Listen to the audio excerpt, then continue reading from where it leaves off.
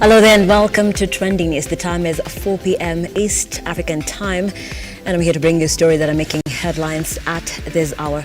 I'm Nancy Lima. Do stay with me and let's begin. Senior government officers could soon be barred from sharing certain information on using the popular Chinese app TikTok on government gadgets.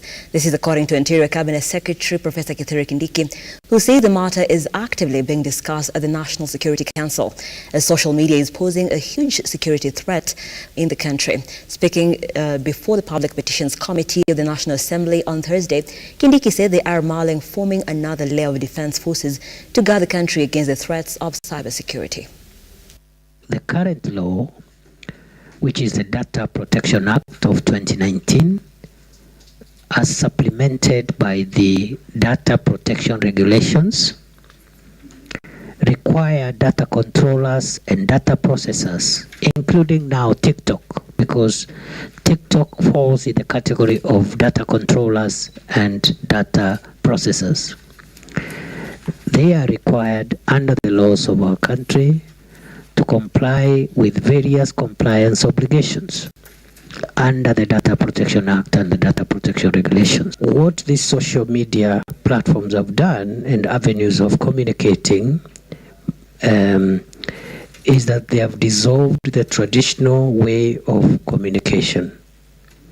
And that's why around the world, print media, electronic media is in severe distress, commercially speaking, because the social media platforms have hived off a huge portion of the space that was being utilized by print media, that is newspapers, and communication through electronic media, television, and a bit of radio. And many media houses are trying to interface the way they've been communicating now and bringing in digital and media products. Otherwise, in a short while, that space will not be available. And earlier, those who are in that industry realize that reality, the better. I don't see the newspaper space, the television space as an avenue of public communications having a very long future in the world. More details of that story will be coming your way in our subsequent bulletins. Moving on, the High Court has declined to stop the implementation of the Affordable Housing Act, which was signed into law by President William Ruto on Tuesday. Justice Chacha Mwita instead directed that the matter of the pleadings be served to all parties immediately. The court further noted that the matter raises fundamental questions and requires an urgent hearing. This allows President William Ruto's government to forge ahead with the implementation of his flagship affordable housing. In the case, 5 petitioners moved to court on Wednesday seeking conservatory orders stopping the implementation of the controversial law.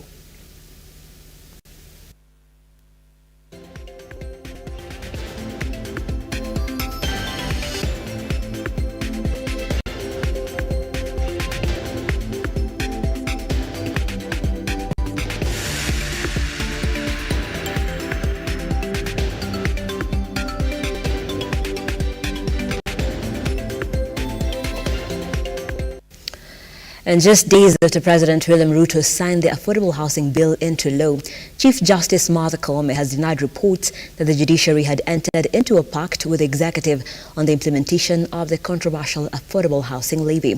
Koome said that the judiciary has an independent institution in the issue, noting that it was not party to the court case which saw the levy suspended before Parliament made amendments. Is not in any capacity able to enter into any agreement with the executive, especially in a matter that is before court. The judiciary was not a party in that cause, and I tried myself to look at the clip where His Excellency the President was quoted to have said he entered into an agreement with the judiciary. I'm a judge, I'm not a communication expert, But all I could say or deduce from that conversation is that it was taken out of context or there was misinterpretation, because what His Excellency was saying is that he agreed with the judgment of the court that gave directions on what needed to be done to create a framework on how to administer the housing levy. And what he was telling Kenyans is that the executive has complied with the directions given in the judgment to come up with a framework, which is the Housing Levy Act. I would like to assure Kenyans is that the judiciary was not a party in that matter. The judiciary was discharging our function of determining a dispute which was before us. We are independent, we are impartial, we were not parties to the case, therefore we had no capacity or local standard, as they call it, to enter into an agreement with the executive. Away from that, President William Ruto now says the government is implementing crucial development programs that are facilitating a radical economic turnaround. The head of state noted that the government is also keen on fostering inclusive growth and prosperity by enhancing livelihoods of all citizens. To achieve this, President Ruto said the fourth medium-term plan 2023 to 2027 and counter-integrated development plans are aligned with the bottom-up economic transformation agenda priorities. Our administration pledged to spearhead a radical economic turnaround, fostering inclusive growth and enhancing the livelihoods and welfare of all our citizens, particularly those at the bottom of the economic pyramid. These commitments are intricately detailed within the bottom-up economic transformation agenda. Consequently, it became imperative to ensure that the MTP 4, together with the county integrated development plans, are aligned to the bottom-up economic transformation agenda objectives and priorities. Therefore, the fourth medium-term plan has translated the strategic objectives set out in our agenda into concrete programs and projects to be implemented in the plan period. Unique launch. A very unique launch. Why? Because it is happening at State House. What does this signal? I can at least think of two things. First, it signals high-level approval and ownership of the MTP4 plan. Health Principal Secretary Harry Kimati has called on doctors across the country to call off their strike and resume their duties as negotiations continue. According to the PS, medical interns will be posted as from next month. However, CS Nakumicha, in an interview yesterday, hinted at the government hiring new doctors, with Nairobi Governor Johnson Sakaja issuing a warning to doctors in Nairobi if they fail to resume their duties. They just want to prolong because the court pronounced itself very clearly that there should be no strike. They need to go back and allow negotiations. The directives, the court orders were very clear because there were 6 court orders. The Ministry of Health has already started implementing part of the court orders, and specifically on the posting of the interns. We gave the assurance. We met the KMBDCU officials on Monday, and we gave the assurance that the interns are going to be posted to start their program by 1st of April. So starting on tomorrow, that's Thursday, they are going to receive their letters of posting. According to us, that is the position. Doctors, I think if they honor their part of the negotiations, they also need to call off the strike and come to the table as directed by the court, because it is when we discuss is when we shall solve those issues. But if they continue striking, then that means that we are not going to solve the issues, because we need to listen to them, we need to know their side. But we have already started meeting part of their bargain And part of their bargain was that we post the interns, which the ministry has given a commitment. One suspected gun has been killed and several others injured at Mpakasi area, Kitengela, Kajiado County. The gang of 45 armed men who arrived using motorcycles and a Nissan Matatu attacked several homes, causing massive destruction on residents' property and severe injuries to 3 residents who were rushed to various hospitals. Naweza ripoti ni kwamba ni yale ambayo tulishuhudia usiku wa leo, ambapo wavamizi waliweza kutokea usiku kuvamia maboma yale ambayo yako kwa Ship and Gotland, ambao wanasema kwamba wametumwa na jamaa fulani kwenda kuvamia maboma haya yote ambayo yako hapa, waiclaim kwamba shamba ni lao. Kwa hivyo yale ambayo tumeona ni kwamba wavamizi walikuja vijana 45, 45 of them, walikuwa na pikipiki, walikuwa na gari ya Nissan 14 sita. Hivyo basi ndiposa wakaweza kutawanyika kwa hizi maboma ambazo ziko kwa Ship and Got. Boma yangu ilikuwa pale chini. Wenzetu ndio amefunja akachukua vitu, tukaachana na hiyo. Hii shamba tumeng'ang'ana nayo, watu wakitaka kuchukua bure. Na ni shamba yetu. Na tumesema na tubahatishi muende muandike hivyo. Tutakufia hii shamba, watoto wetu ndio watakaa kwa hii shamba kama sisi tumekufa. OCS hapa atuangalie kama ni mtu wa kuangalia sisi. Anakuja kuhamisha chairman wetu, ndio mtu mmoja ametoka Kikuina kuja achukue hiyo shamba.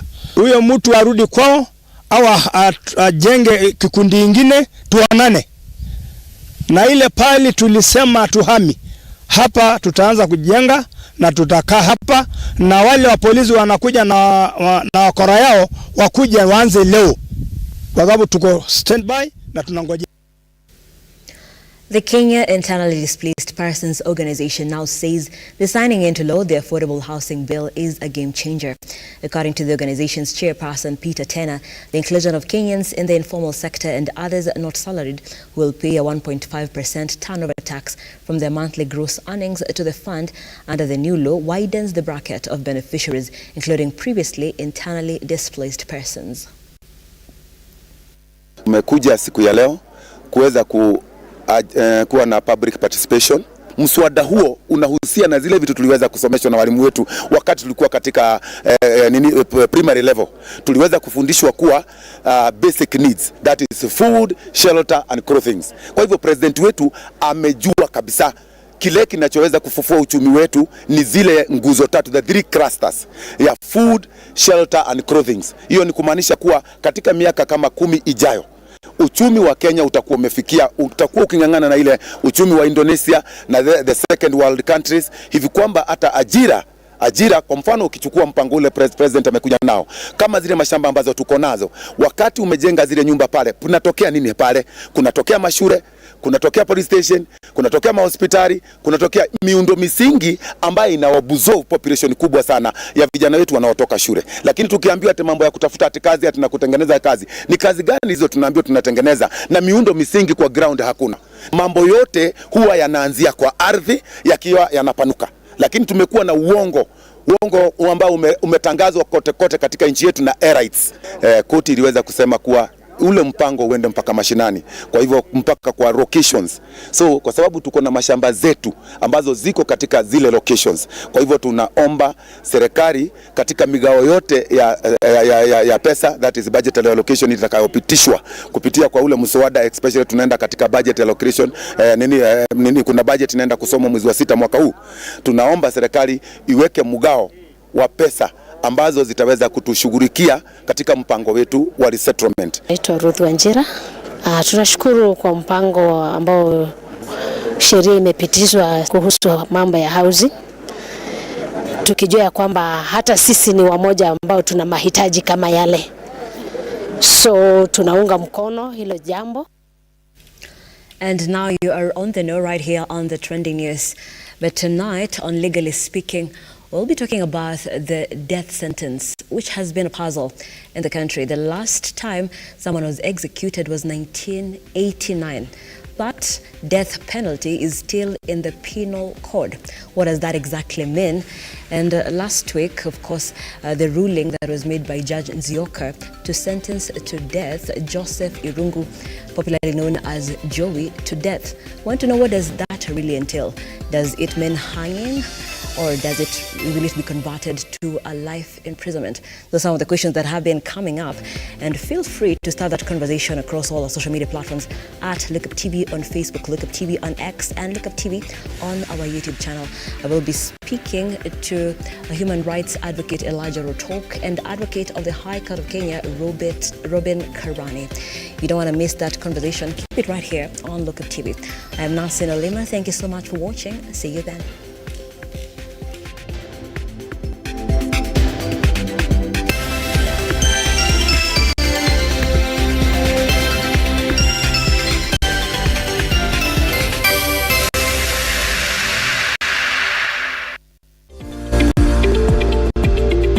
We value your feedback and welcome your complaints.